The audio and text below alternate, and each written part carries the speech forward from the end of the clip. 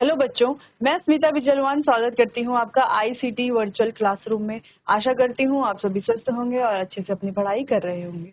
बच्चों, आज हम पढ़ने जा रहे हैं क्लास 12 की केमिस्ट्री। क्लास 12 केमिस्ट्री में हमारा चैप्टर चल रहा है इलेक्ट्रोकेमिस्ट्री। जैसे कि आप जानते हैं, अपने प्रीवियस लेक्चर्स में हम इसके काफी टॉपिक्स को कवर कर चुके हैं, रिलेटेड न्यूमेरिकल्स भी सॉल्व कर चुके हैं। आज हम जो है उसी को आगे बढ़ाएंगे, चैप्टर को आगे कंटिन्यू करेंगे और नए टॉपिक्स को पढ़ेंगे, न्यूमेरिकल्स करेंगे। चलिए, तो आगे नया टॉपिक स्टार्ट करने से पहले आप सबसे पहले देख लीजिए और रिवाइज कर लीजिए कि हम अपने प्रीवियस लेक्चर में क्या क्या पढ़ चुके हैं।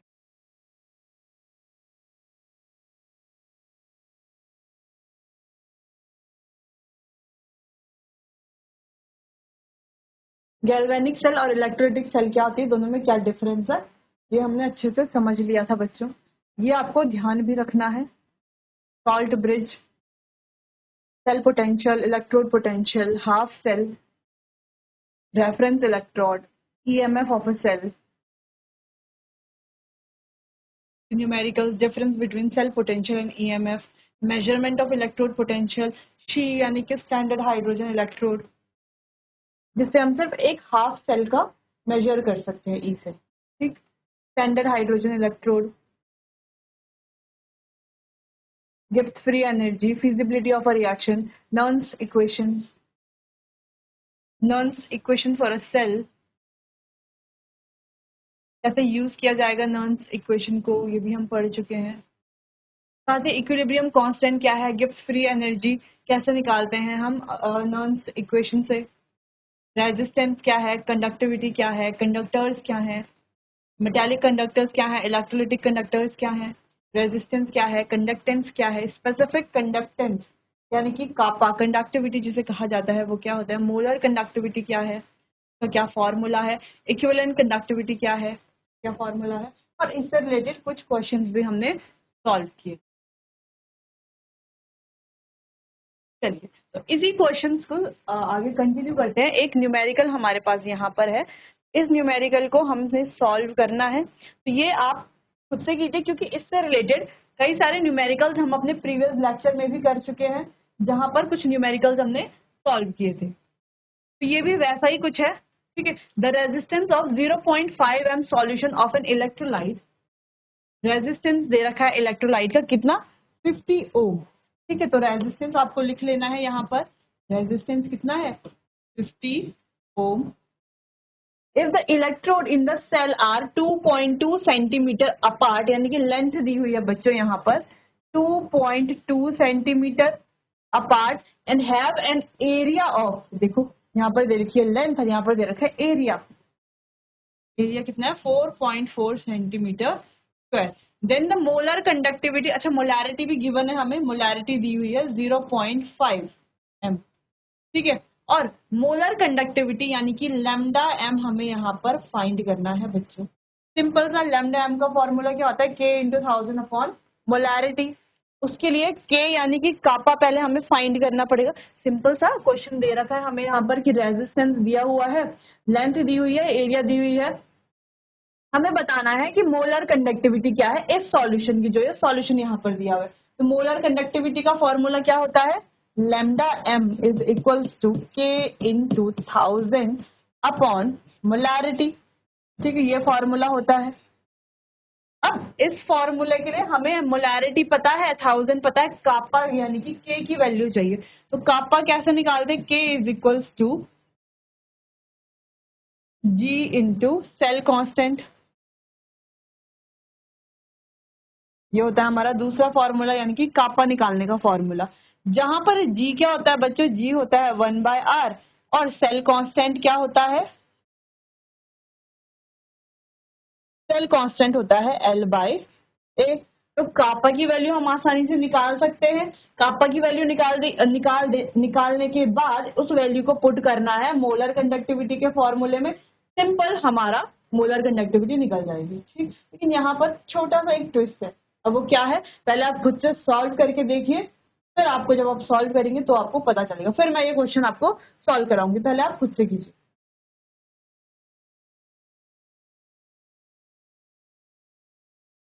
चलिए, सॉल्व कर लेते हैं।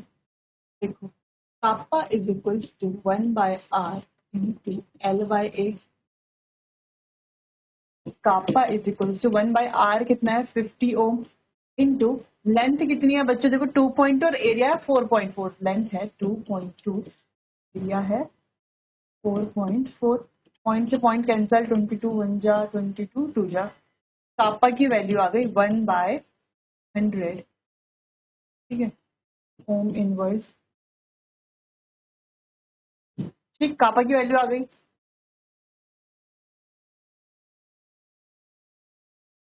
अब बात करते हैं बच्चों मोलैरिटी की वैल्यू हमें दी हुई है 0.5 m, यानी कि मोल पर लीटर ये होती है, ये हम चेंज कर लेंगे,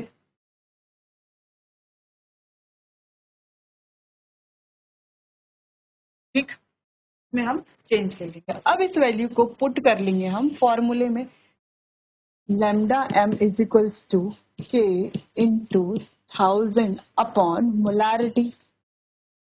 सिंपल, हमने क्या किया, कापा की वैल्यू निकाली है, देखो कापा की वैल्यू ये रही,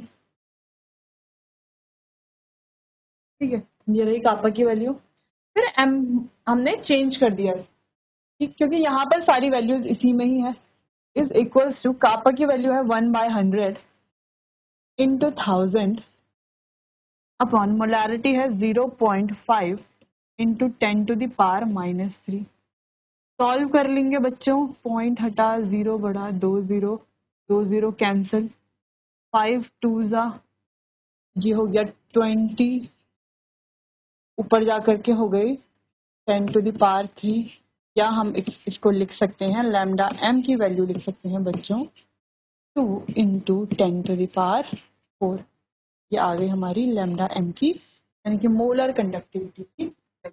सिंपल, कुछ नहीं किया हमने, क्या कर लिया, बस इसको हमने चेंज किया, कापा की वैल्यू निकाली, कापा की वैल्यू निकालने पे मोलर कंडक्टिविटी का फॉर्मूला लिखा और सारी वैल्यूज यहाँ पर पुट कर दी। सिंपल, फॉर्मूले में हमने वैल्यूज ही तो पुट करी है और कुछ किया ही नहीं, वैल्यूज तो सारी गिवन है।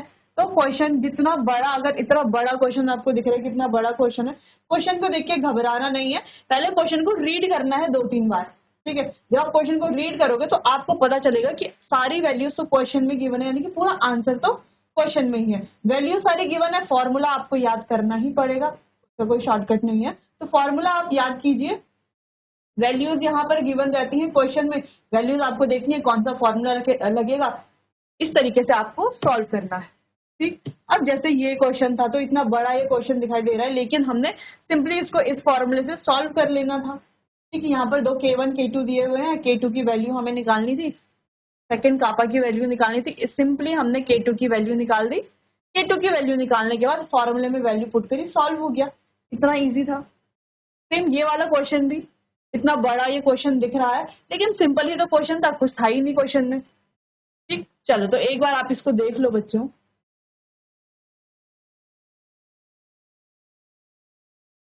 एक बार आप इसको देख लो कैसे कैसे हमने सॉल्व किया है, आप इसको नोट कर लो, अगर आपने ये कर लिया है तो जहां पर अगर गलत कहीं पर हो तो वहां पर करेक्शन कर लीजिए, फिर आगे बच्चों बढ़ते हैं।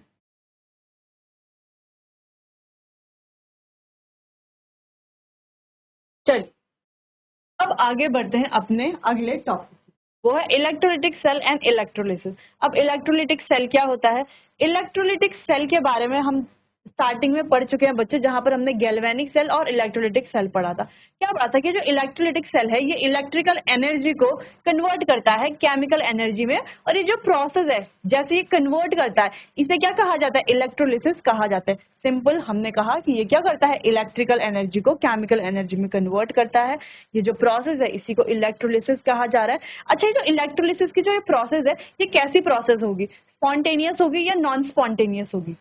सबसे पहले स्पॉन्टेनियस का मतलब क्या है कि जहां पर बिना किसी सोर्स की मदद से अपने आप ही रिएक्शन हो रही है, या नॉन स्पॉन्टेनियस का मतलब है जहां पर किसी सोर्स के बिना रिएक्शन नहीं हो सकती, हमें कुछ एनर्जी देनी पड़ेगी बाहर से, ठीक है। तो ये जो इलेक्ट्रोलिसिस है ये कैसी है बच्चों, ये नॉन स्पॉन्टेनियस रिएक्शन होती है, क्योंकि यहाँ पर हम क्या यूज करते हैं, बैटरी यूज करते हैं, बैटरी जब ऑन करेंगे करंट फ्लो होगा, फिर जाकर के क्या होती है, रिएक्शन होती है, ठीक। तो ये थी बात इलेक्ट्रोलिसिस की या इलेक्ट्रोलिटिक सेल की। अब बात करते हैं यहाँ पर थोड़ा कुछ पॉइंट्स हम यहाँ पर पढ़ लेते हैं बच्चों। इलेक्ट्रोलिसिस, अच्छा एक पॉइंट और हमें समझना है कि ये जो इलेक्ट्रोलिसिस है या हम कहते हैं इलेक्ट्रोलिटिक सेल है, ये गैल्वेनिक सेल के जस्ट अपोजिट होता है ना। वहां पर जो कैथोड था वो क्या होता है, एनोड क्या होता है, तो यहाँ पर जस्ट उसके अपोजिट होता है। अच्छा एक बार हम देख लेते हैं, क्योंकि हमने स्टार्टिंग में ये पढ़ा है और जब हमने लेक्चर स्टार्ट किया था बच्चों तो इसके बारे में बोला भी था, आपको ध्यान रखना है कि दोनों में क्या डिफरेंस है। तो यहाँ पर हमने देखा था, तो बच्चों यहाँ पर जो है एनोड नेगेटिवली चार्ज होता है और कैथोड पॉजिटिवली चार्ज होता है, जबकि यहाँ पर इलेक्ट्रोलिटिक सेल पर पॉजिटिवली चार्ज एनोड होता है और नेगेटिवली चार्ज कैथोड होता है। ठीक है, पॉजिटिवली चार्ज एनोड और नेगेटिवली चार्ज कैथोड, सिंपल। और यहाँ पर जो इलेक्ट्रॉन ओरिजिनेट होते हैं from the species that undergo oxidation, लेकिन यहाँ पर इलेक्ट्रॉन ओरिजिनेट कैसे होंगे, कुछ सोर्स चाहिए होगा, कोई एक्सटर्नल बाहरी कोई स्रोत चाहिए होगा, कोई सोर्स चाहिए होगा, जैसे कि है बैटरी। ठीक, चलिए। और यहाँ पर हमने पढ़ा कि ये नॉन स्पॉन्टेनियस रिएक्शन है, ट्रांसफर करती है केमिकल एनर्जी को, सॉरी इलेक्ट्रिकल एनर्जी को केमिकल एनर्जी में। ठीक, चलिए। अच्छा एक और पॉइंट है, an input of energy is required for the redox reaction to proceed in these cell. तो एक एनर्जी का इनपुट चाहिए होता है यहाँ पर रिडॉक्स रिएक्शन के लिए। ठीक है, इसीलिए इसे क्या कहा जा रहा है, नॉन स्पॉन्टेनियस रिएक्शन भी कहा जा रहा है, क्योंकि बिना एक्सटर्नल सोर्स की मदद से ये रिएक्शन यहाँ पर नहीं होती। चलिए, तो यहाँ पर एक एक करके हम इलेक्ट्रोलिसिस के पॉइंट्स को डिस्कस करते हैं बच्चों। Electrolysis is the process in which electrical energy is used to drive a non-spontaneous chemical reaction। यहाँ पर इलेक्ट्रिकल एनर्जी यूज होती है, किसमें कन्वर्ट होती है, केमिकल एनर्जी में। क्या डिराइव करती है, एक नॉन स्पॉन्टेनियस केमिकल रिएक्शन। ठीक, किसकी मदद से, बैटरी की मदद से। नॉन स्पॉन्टेनियस है ना, अपने आप नहीं होगी। स्पॉन्टेनियस यानी कि जो अपने आप हो सकती है, नॉन स्पॉन्टेनियस जो अपने आप नहीं हो सकती, कोई एक्सटर्नल सोर्स चाहिए।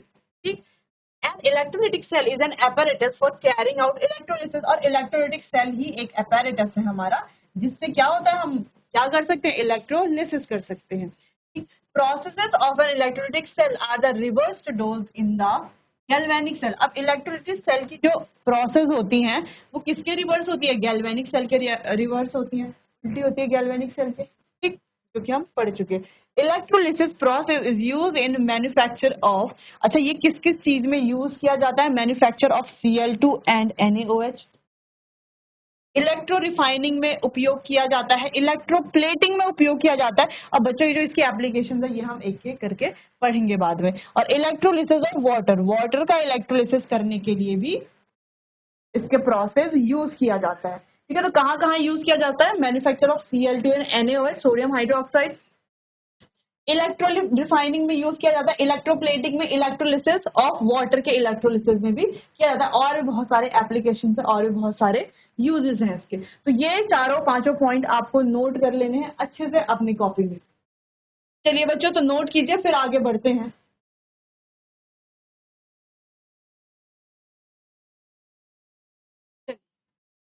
अब आगे देखते हैं ये होता क्या। हमने लिया एक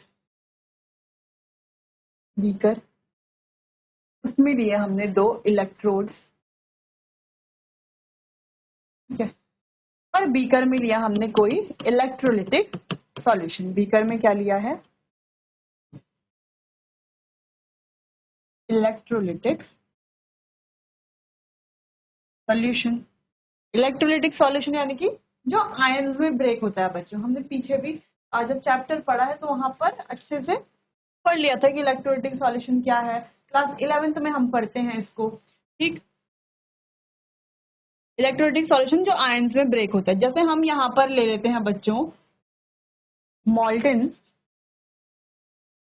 NaCl का सॉल्यूशन। ठीक है, मॉल्टन NaCl सॉल्यूशन हम यहाँ पर ले लेते हैं। अब ये हमारे पास इलेक्ट्रोड है, मान लो प्लैटिनम की इलेक्ट्रोड है, जो क्या होती है, इनर्ट होती है। ठीक है, दोनों क्या है, प्लैटिनम की इलेक्ट्रोड है। अब इसको कनेक्ट किया है हमने एक बैटरी से। ठीक है, ठीक। अब बैटरी जहां पर स्मॉल, ये छोटा वाला होता है वो क्या होता है हमारा नेगेटिव टर्मिनल, और ये वाला होता है हमारा पॉजिटिव टर्मिनल। तो नेगेटिव टर्मिनल यानी कि ये क्या है हमारा कैथोड, जो यहाँ पर क्या देगा नेगेटिव चार्ज, ठीक है। और ये क्या है हमारा एनोड, इस वजह से यहाँ पर क्या है पॉजिटिव चार्ज। अब ये जो NaCl है बच्चों, मॉल्टन NaCl, ठीक है, क्या है मॉल्टन Na पॉजिटिव और Cl नेगेटिव में ब्रेक होगा, ठीक।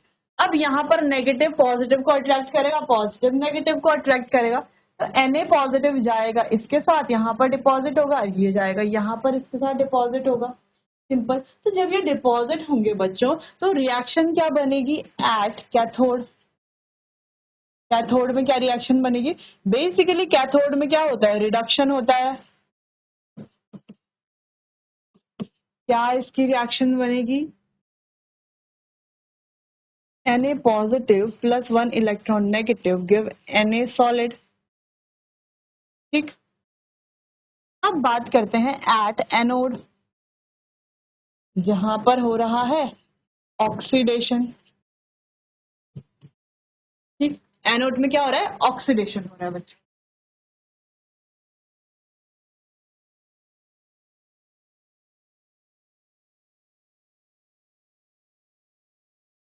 अच्छा, यहाँ पर अगर हम एन फैक्टर की बात करें तो एन फैक्टर क्या होगा 1 इलेक्ट्रॉन। अच्छा, तो इसको हाफ Cl2 क्यों लिखा है, सीधा Cl क्यों नहीं लिखा, क्योंकि बच्चों हमें पता है कि नोबल गैस के अलावा कोई और गैस जो है वो एटम की फॉर्म में नहीं रहती, कैसे रहती है मॉलिक्यूल की फॉर्म में रहती है, सिंपल, इसीलिए यहाँ पे हाफ Cl2 लिखा।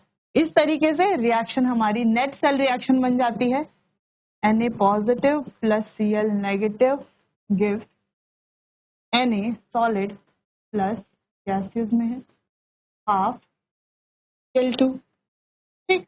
ऐसी हमारी रिएक्शन बन जाती है। तो यही प्रोसेस क्या होती है हमारी इलेक्ट्रोलिसिस की। अब यहाँ पर हम क्या कह रहे हैं बच्चों कि Na यहाँ पर डिपॉजिट होता है, क्लोरीन यहाँ पर डिपॉजिट होता है। अब कितना सोडियम कितना क्लोरीन यहाँ पर डिपॉजिट होता है ये हमें कैसे पता चलेगा कि कितना क्लोरीन कितना सोडियम डिपॉजिट हो रहा है, कैसे समझेंगे इसको। उससे पहले एक चीज और समझते हैं कि ये जो इलेक्ट्रोलिसिस यहाँ पर हो रहा है ये कैसा है नॉन स्पॉन्टेनियस,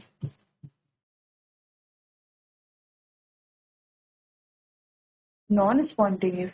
नॉन स्पॉन्टेनियस क्यों है, क्योंकि अपने आप नहीं होता, किसकी मदद से हो रहा है बैटरी की मदद से। बैटरी क्या है एक एक्सटर्नल सोर्स है, ठीक। चल, तो अब हम वापस आते हैं अपने टॉपिक पर कि कहाँ पर Na पॉजिटिव कितना यहाँ पर Na पॉजिटिव कितना डिपॉजिट हो रहा है, Cl नेगेटिव कितना डिपॉजिट हो रहा है, इसको हम कैसे कैलकुलेट करेंगे कितना Cl डिपॉजिट हुआ कितना Na डिपॉजिट हुआ। बच्चों इसको हम कैलकुलेट करते हैं हमारे नए टॉपिक यानी कि फैराडेज लॉ से, ठीक है। तो फैराडे के 2 लॉ हैं, हमें एक एक करके दोनों लॉज पढ़ने हैं, कैसे हम कैलकुलेट करेंगे, साथ में उसके न्यूमेरिकल्स करेंगे, कैलकुलेशंस करेंगे, फॉर्मूलाज को पढ़ेंगे।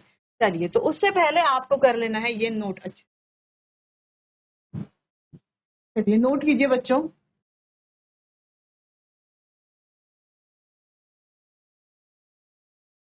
चलिए, तो सिंपली हम इलेक्ट्रोलिसिस को क्या कह सकते हैं बच्चों कि यहाँ पर क्या हो रहा है, इलेक्ट्रोलिसिस क्या है मूवमेंट ऑफ आयंस, इसको देख करके हम लिख सकते हैं movement of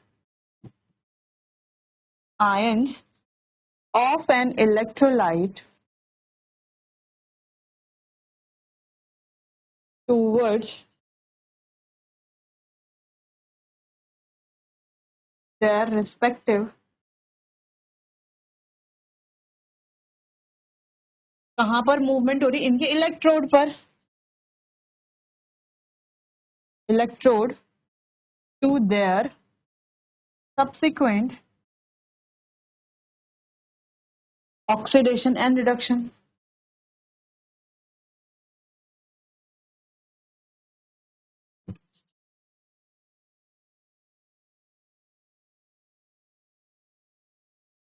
subsequent oxidation and reduction, simple, कुछ नहीं है, डेफिनेशन हमने लिखी movement of ions of an electrolyte towards their respective electrode, कहाँ पर जा रहे हैं respective electrode to their subsequent oxidation and reduction, जहां पर उनका क्या हो रहा है ऑक्सीडेशन रिडक्शन हो रहा है, सिंपल। चलो बच्चों, तो नोट कर लीजिए इसको, फिर आगे बढ़ते